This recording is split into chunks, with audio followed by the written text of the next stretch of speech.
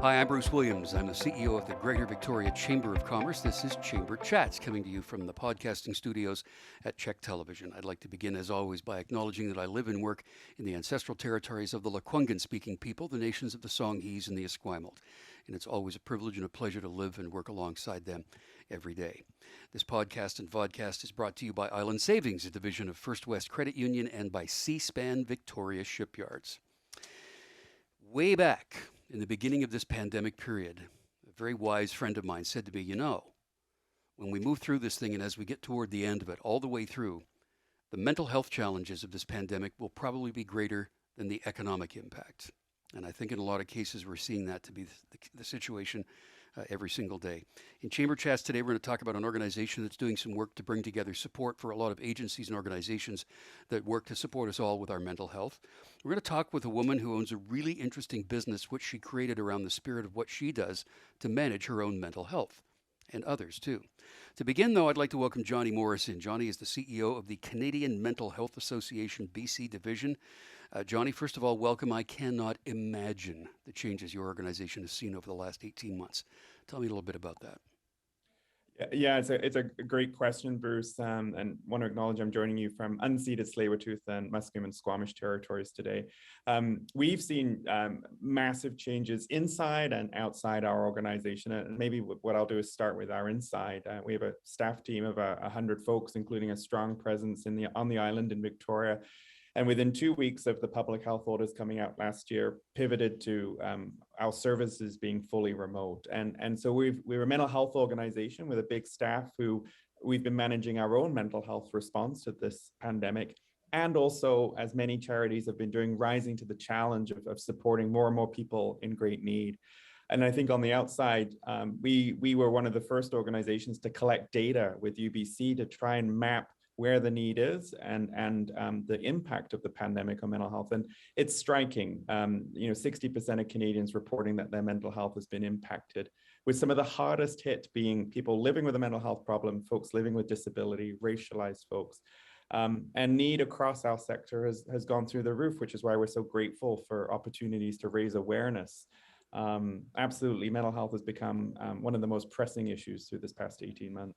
I mean, it doesn't matter where you go and who you speak with. The stress, I'm going to use the word stress as well as mental health. The stress is palpable everywhere. In some people, it's worse than others. But yours would have been one of the first go-to organizations because mental health is right in your title. You're the Canadian Mental Health Association. So what was the change? What was the uptick? What were the things that you started to see more of that you hadn't seen before? Yeah, we and our partners run direct service programs. We have a program, for example, that's designed exactly, as you're saying, Bruce, to respond to stress. It's called Bounce Back. And it's designed to help people who are experiencing low mood and worry and stress and anxiety. And early on in the pandemic, right through till today, we've been tracking double-digit increases on people trying to access that service or accessing that service compared to a couple of years ago. And so right away, because mental health is in our name, people have started to reach out. We have many partners in the crisis line world too. Actually, a number of our branches operate crisis lines. Many benefit from donations through the United Way, et cetera. They've been off the charts too, because crisis lines are the number that are on so many voicemails across the province, doctors' offices, after hours, and crisis lines provide an essential 24/7 listening ear at the end of the line. And many people reached out to have someone to be with them, to walk through what was happening in and around the world, to respond to that distress. If anything, and a colleague of mine who was at the Mental Health Commission of Canada said this, if anything, this pandemic has taught us that protecting our bodies from this virus has been only half the battle. The other part of the battle has actually been protecting our mental health and our minds from all of the worries that come with that. And we saw that within weeks of the pandemic's impact being felt last year.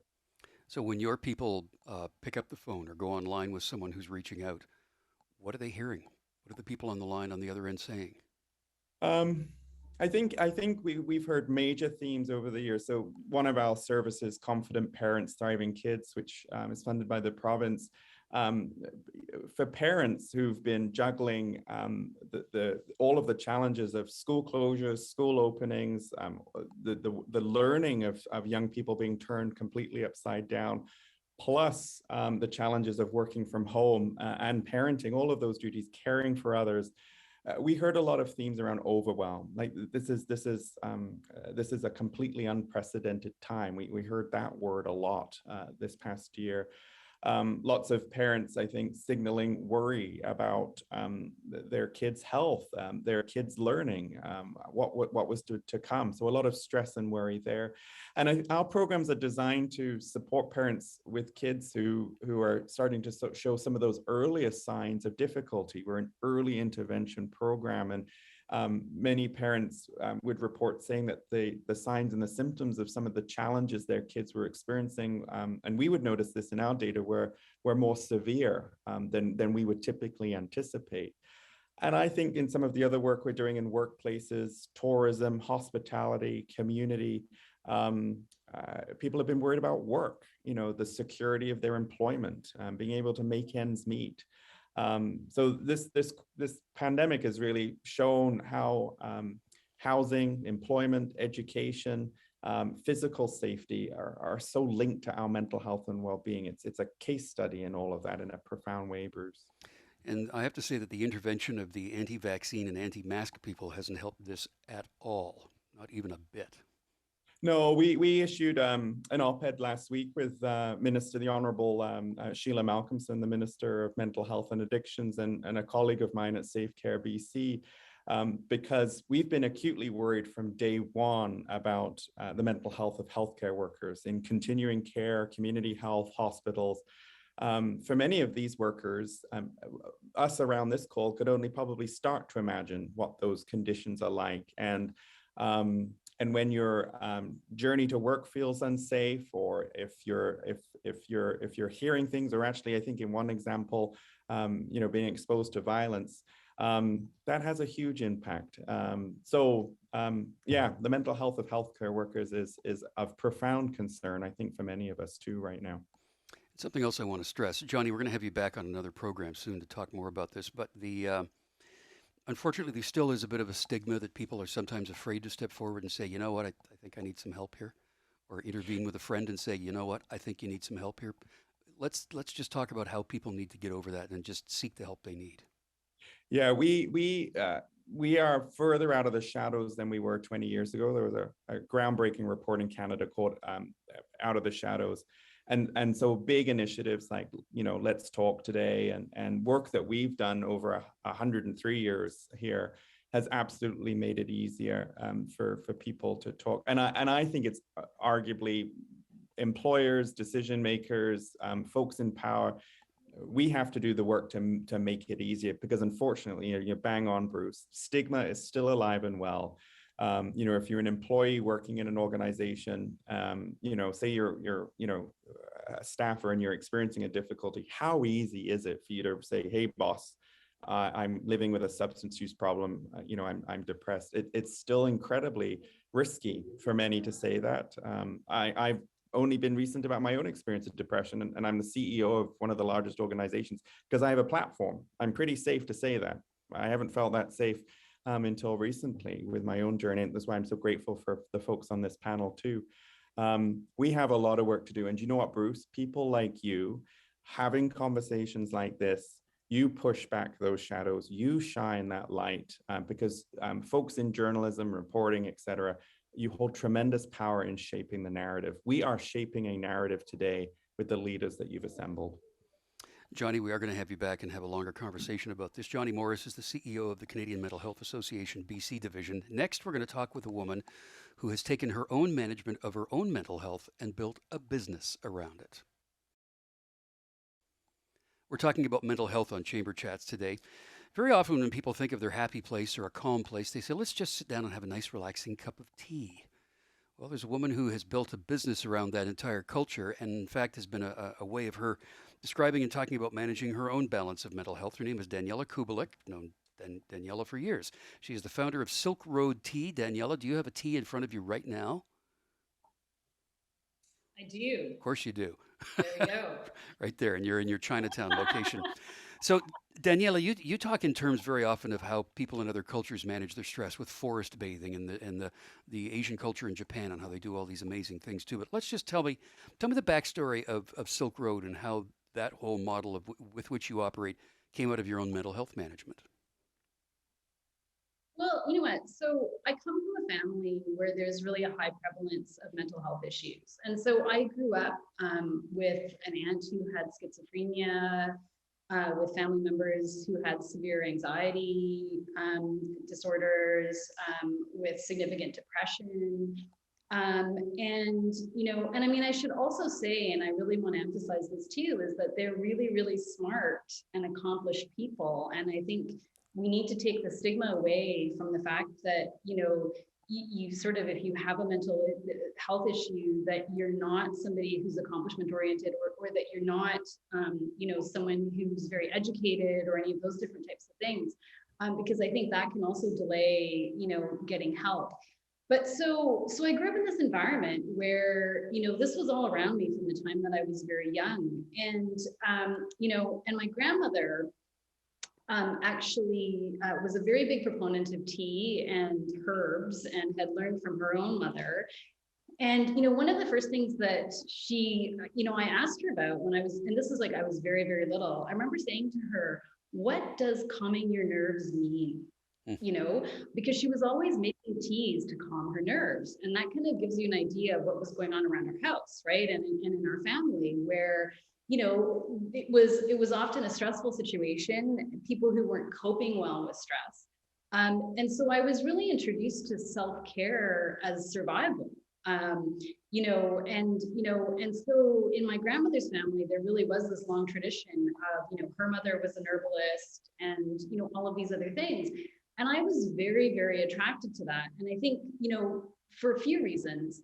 One was because even at an early age, I think I could feel that perhaps my own stress management skills were not strong, and that maybe I did have some of these sort of, potential latent issues that arose in my family. And two, I grew up in a stressful environment, because to have a large number of people in the family who are not well can be challenging. And I would also say that for anyone watching this who's experiencing mental health issues and is maybe afraid to get help because of the stigma, let me just say that it's not just going to be easier for you, but easier for everyone around you who loves you if you get help, because you're helping not just yourself, but you're helping everyone around you too when you get help. But anyway, I was really attracted to those things. And I think in the past, when people have asked me about the origins of Silk Road, I talk a lot about how I had this attraction to well-being and to aromatherapy and to tea. But if we go deeper, what was driving the attraction to those things? What was driving the attraction to those things is that tea offered me sanctuary.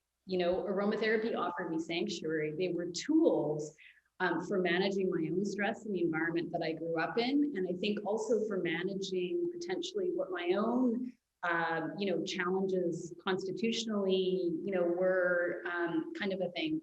And so from that, eventually many years later, Silk Road arose. I developed this very strong attraction to really what I would refer to as the habits of happiness. And I think, and I can't remember who was the one that actually came up with this quote, but there's a quote about how what we passively suffer as children, we actively master as adults. In my case, I think I became very attracted to mental well-being, to mental health, and to the things that made me feel better, and also to the things that made the people around me feel better. And so really, again, if we look underneath all of this, it's this desire to give people a sense of sanctuary, or it's this desire that started with the ability to give myself peace of mind, and learning from that, and then wanting to share that with other people. So Well, that's what's fun. it's a very calming experience to go into Silk Road and experience that aromatherapy that you talk about too. And you have a social media wellness campaign that's underway. We can get details on that from your website. Is that correct? Yes, so you can get information on that on our website, or you can visit our social media channels. You can also visit the United Way social media channel. And essentially what's going to be happening is every week we'll be releasing a wellness tip that's simple and actionable. Some really, really great science-based studies coming out about the health benefits of all of these different things. So, a simple example is that there's a correlation between the constituents in green and white tea, and actually in all types of tea, but they're higher in green and white tea, that have mood boosting properties and stress relieving properties. And we know that there's a strong connection between stress and mental health issues. And, one of the things that particularly concerns me about where we are is that it's the prolonged stress that can really bring along a lot of mental health issues. And so the longer this pandemic goes on, the more there are people who are sort of coping right now who may start to fall further and further behind. Daniela Cubelic doing all of this wonderful stuff through Silk Road Tea, a company which she founded. And you mentioned the United Way. We'll talk about that next, because, when you think about love, you think about a big red heart, right? And red love. What about blue love? What does that mean? Blue love is what we're going to talk about right now. Mark Breslauer joins me. He's the CEO of the United Way of Southern Vancouver Island, rather. So we've heard Mark from the CMHA, and we've heard from Daniela Cubelic at Silk Road. What's the Blue Love campaign that the United Way is doing? Tell me about that. Pleasure, Bruce, and thanks for having me. And first, let me express my admiration for the sharing of stories, the personal stories from both Jonny and Daniela. It's really something. Blue Love is about, as you described, Bruce, this the concept that hearts are red. So it's born of the notion that not all hearts are. Some are black and blue, and whether it's trauma experienced over time, an event. So we came up with the idea that building on that, how could we support as we entered year 2 of the pandemic? So in and around April this past year, it was very clear that mental health, for all the aforementioned reasons and what we're all experiencing, is a huge issue. Jonny actually spoke to 60% in the latest stats. I think, stats are stats, but at the time we launched this, the prevailing stats were 50%. So that's pretty alarming over the course of months. And I'm sure we could probably all tell the story. So really, we had 2 primary objectives. One was to heighten awareness around what services are available locally, what programs, initiatives people could draw on, and then certainly to very directly and specifically fundraise for peer counseling, outreach services, mental counseling, services in such great need. And so really with those 2 key objectives and a dollar amount, and we came up with, let's aspire to $1 million. Let's see what we can do in that regard. This has so many touch points that that really was the kickoff. We've been very fortunate with an amazing partnership, as Daniela described, with Silk Road, right through to some key sponsors I want to talk about. But mental health, as we all know, has so many connecting points. And I just wanted to draw on one example. We have a very impactful initiative we launched this past year for isolated seniors called More Than Meals. So it pretty much is, as described, how to access seniors, deliver meals, nutritious meals. And the interesting point is, with that base necessity, is that seniors reported back that the highlight was not necessarily the nutrition, but rather the personal connection to lift their spirits, their mental well-being from the volunteer who actually delivered the meal.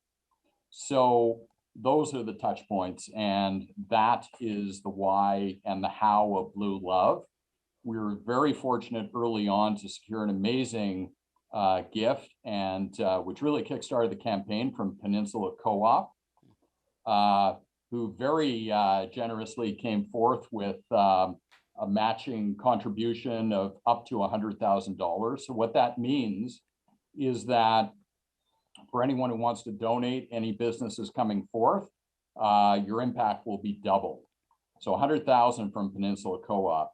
Soon thereafter, the Blue Heron Advisory Group from CIBC Wood Gundy stepped up in a similar range and so impactful, again, with this doubling impact on a matching basis.